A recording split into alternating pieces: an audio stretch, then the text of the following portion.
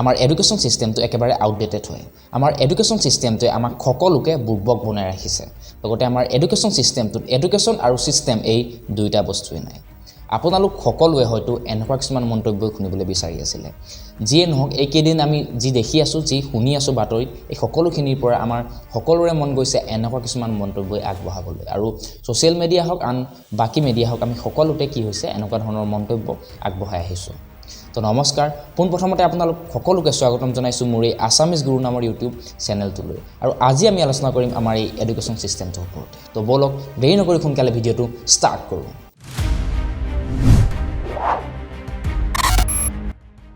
তো চাওক এটো কোনো নতুন বিষয় নহয় যে ইয়াৰ ওপৰত আমি কিবা বেলেগ ধৰণে আলোচনা কৰিম বা বেলেগ ধৰণৰ কিবা মন্তব্য আগবঢ়াম আমি সকলোৱে জানো যে বৰ্তমান আমাৰ শিক্ষা ব্যৱস্থাটো বৰ্তমান আমাৰ অসমৰ শৈক্ষিক পৰিৱেশ কোন দিশত গতি কৰি আছে লগতে আমাৰ শিক্ষা ব্যৱস্থাটো কেনেকুৱা ধৰণে গতি কৰি আছে সেবা নামৰ যেটো অনুষ্ঠান আছে বা সেবাই যিকোনো ধৰণৰ পৰীক্ষা অনুষ্ঠিত কৰিলেই এনেকুৱা ধৰণৰ গাফিলতি হোৱাটো এটা সাধাৰণ প্ৰক্ৰিয়াগতে হৈ পৰিছে বা আমাৰ সকলোৰে কাৰণে এটা চিনাকি এটা পৰিস্থিতি যেটো নেকি আমি যেতিয়াই নেকি সেবাই যিকোনো ধৰণৰ পৰীক্ষা অনুষ্ঠিত কৰে আমি তেতিয়া ইয়াৰ সন্মুখীন হ'বলগীয়া হয় চাওক যদিও আমাৰ অসমৰ বহু মানুহৰ কাৰণে হাইস্কুল শিক্ষান্ত পৰীক্ষাটো এটা সাধাৰণ পৰীক্ষা বা সৰু পৰীক্ষা হয় কিন্তু আমাৰ ছাত্ৰ জীৱনৰ বা আমাৰ শিক্ষাৰ্থীসকলৰ জীৱনৰ প্ৰথমটো আৰু সকলোতকৈ ডাঙৰ পৰীক্ষাটোৱে হৈছে হাইস্কুল শিক্ষান্ত পৰীক্ষা যাক লৈ আমাৰ ছাত্ৰ ছাত্ৰীসকলে বহু সপোন দেখে তেওঁলোকৰ ঘৰৰ মানুহে তেওঁলোকৰ পিতৃ মাতৃয়ে তেওঁলোকৰ পৰিয়ালবৰ্গই বহু আশা কৰে বহু সপোন তেওঁলোকে পুহি ৰাখে আৰু লগতে তেওঁলোকে বছৰ জোৰা এটা প্ৰস্তুতিৰ শেষত গৈ পিনি এনেকুৱা এটা পৰীক্ষাত অৱতীৰ্ণ হয় এইকেইদিন সোশ্যাল মিডিয়াই হওক বা বিভিন্ন ধৰণৰ যি আমাৰ মিডিয়া আছে তেওঁলোকৰ জৰিয়তে আমি বিভিন্নজনৰ বিভিন্ন মন্তব্য শুনি আছো আমি তেওঁলোকৰ বহুতো এনেকুৱা সমালোচনামূলক মন্তব্য আমি শুনি আছো সেয়া লাগিলে আমাৰ শিক্ষা বিভাগৰ মুৰব্বীজনৰে হওক অৰ্থাৎ আমাৰ শিক্ষামন্ত্ৰীৰে হওক সেয়া লাগিলে সেবা কৰ্তৃপক্ষৰে হওক বা সেবাৰ অধ্যক্ষগৰাকীৰে হওক সেয়া লাগিলে আমাৰ মুখ্যমন্ত্ৰী টুইটে হওক আমি সকলোতে কেৱল আমি এনেকুৱা অকল হাইস্কুল শিক্ষান্ত পৰীক্ষাৰ ওপৰতে সমালোচনা কিছুমান দেখি আছো আগতে এনেকুৱা ধৰণৰ বহু কাৰ্য সংঘটিত হয় যদিও কিন্তু সঠিক তথ্য প্ৰমাণ নোহোৱাৰ খাতিৰত বা সঠিক তথ্য প্ৰমাণ নোহোৱাৰ বাবে সেইসমূহ পিছত বাদ পৰি যায় কিন্তু এইবাৰ হাইস্কুল শিক্ষান্ত পৰীক্ষাৰ ক্ষেত্ৰত যি কাৰ্য সংঘটিত হৈছে বাৰে প্ৰতি এখনৰ পিছত আনখন পেপাৰ ফাদিল হৈ থকা যি কাৰ্য হৈছে সেইখিনিয়ে কিন্তু সীমা চেৰাই গৈছে বা সীমা অতিক্ৰম কৰি গৈছে এই ক্ষেত্ৰত কিন্তু আটাইতকৈ মন কৰিবলগীয়া এটা কথা আছে যে আমাৰ শিক্ষকসকলো এই ক্ষেত্ৰত কিন্তু বাদ পৰি যোৱা নাই যাক আমি শিক্ষাগুৰু বুলি কওঁ যিসকলে দেশৰ ভৱিষ্যত গঢ়ে যিসকলৰ ওপৰত দেশ এখনৰ ভৱিষ্যতটো নিৰ্ভৰ কৰি থাকে তেওঁলোকেও কিন্তু ছাত্ৰ ছাত্ৰীসকলৰ শিক্ষাৰ্থীসকলৰ ভৱিষ্যতটোক লৈ ব্যৱসায় কৰিবলৈ এৰা নাই আৰু সেইটোই আটাইতকৈ এটা গুৰুত্বপূৰ্ণ বিষয় যে আমাৰ শিক্ষকসকল যদি এনেকুৱা ধৰণৰ কিছুমান কামত নিয়স্ত হয় তেতিয়াহ'লে আমাৰ দেশৰ ভৱিষ্যতটো কোন দিশত গতি কৰিব পাৰে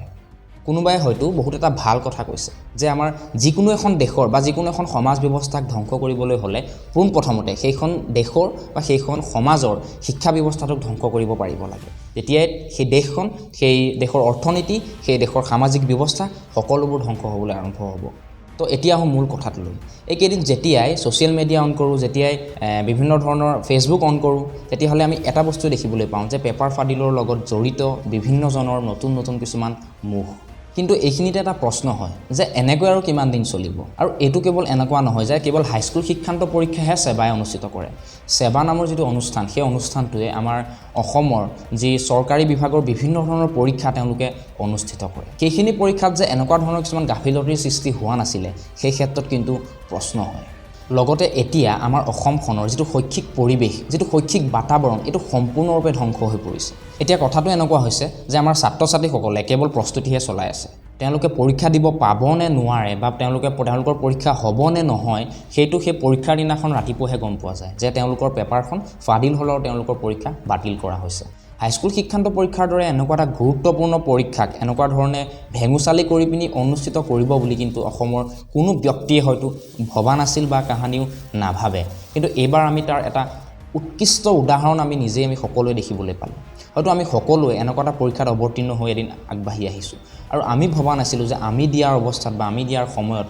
এই সেবাই এনেকুৱা ধৰণৰ কিছুমান কাৰ্য সংঘটিত কৰা নাছিল বুলি আমি কেতিয়াও ডাঠি ক'ব নোৱাৰোঁ আৰু এনেকৈ বা এনেকুৱা ধৰণৰ কাৰ্যসমূহে বা এনেকুৱা ধৰণৰ ঘটনাসমূহে আমাৰ ছাত্ৰ ছাত্ৰীসকলক মানসিকভাৱে অত্যাচাৰ কৰি থকা হোৱা নাইনে কেৱল ছাত্ৰ ছাত্ৰীসকলকে নহয় তেওঁলোকৰ পৰিয়ালবৰ্গ তেওঁলোকৰ পিতৃ মাতৃ এই সকলো মানুহকে মানসিকভাৱে অত্যাচাৰ কৰি থকা হোৱা নাইনে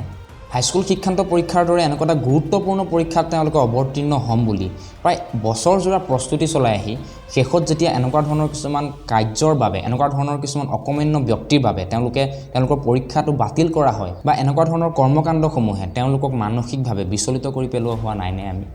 আৰু যদি আমাৰ দেশৰ ভৱিষ্যত প্ৰজন্মক আমি এনেকুৱা এটা বাতি দেখাই দিওঁ তেতিয়াহ'লে ভৱিষ্যতে গৈ তেওঁলোকে কেনেকুৱা এখন সমাজ গঢ়ি তুলিব বা তেওঁলোকে কেনেধৰণৰ বাট বুলিব সেইখিনি ক্ষেত্ৰত কিন্তু আঙুলি উঠিবলগীয়া বা সেইখিনি ক্ষেত্ৰত কিন্তু আমি প্ৰশ্ন কৰিব লাগিব আৰু এইটো আমাৰ বৰ্তমান সময়ত আটাইতকৈ অতি চিন্তনীয় বিষয় হৈ পৰিছে তো আজি মোৰ এই ভিডিঅ'টো বনোৱাৰ মূল উদ্দেশ্য এইটোৱে আছিল যে আমি এনেকুৱা ধৰণৰ কিছুমান টপিকৰ ওপৰত আমি এনেকুৱা ধৰণৰ কিছুমান কৰ্মকাণ্ড এনেকুৱা ধৰণৰ কিছুমান কাৰ্যৰ ওপৰত সমালোচনা কৰিব লাগিব যিহেতু আমি দেশৰ ভৱিষ্যত যেতিয়া আমি এইখিনি ক্ষেত্ৰত মাত মতাটো আমাৰ অধিকাৰ আৰু আমি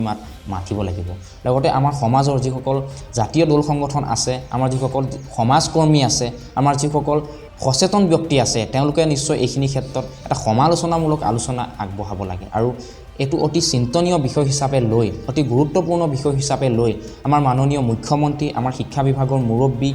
আৰু লগতে আমাৰ সেবা কৰ্তৃপক্ষও এইখিনি ক্ষেত্ৰত যাতে ভৱিষ্যতে পুনৰ এনেকুৱা ধৰণৰ কিছুমান কাৰ্য সংঘটিত হ'ব নোৱাৰে পুনৰ আমাৰ অসমৰ শৈক্ষিক ভৱিষ্যতটো শৈক্ষিক বাতাবৰণটো যাতে নষ্ট হ'ব নোৱাৰে এইখিনি ক্ষেত্ৰত গুৰুত্বপূৰ্ণ কাৰ্যপন্থা হাতত ল'ব লাগে তো যদি আপোনালোকে এতিয়ালৈকে মোৰ এই ভিডিঅ'টো চাই আছে ধৈৰ্য সহকাৰে চাই আছে বা আপোনালোকে নিজকে আপোনালোকৰ এইটো এটা নৈতিক দায়িত্ব বুলি ভাবিছে তেতিয়াহ'লে নিশ্চয় মোৰ এই ভিডিঅ'টো শ্বেয়াৰ কৰি দিব আৰু আপোনালোক সকলোৱে অন্ততঃ এনেকুৱা এটা বিষয়ৰ ওপৰত মাত মতাটো আমাৰ সকলোৰে দায়িত্ব আৰু আমি সকলোৱে এইখিনি ক্ষেত্ৰত সমালোচনামূলক এটা আলোচনা আগবঢ়াব লাগে তো ধন্যবাদ জয় আই অসম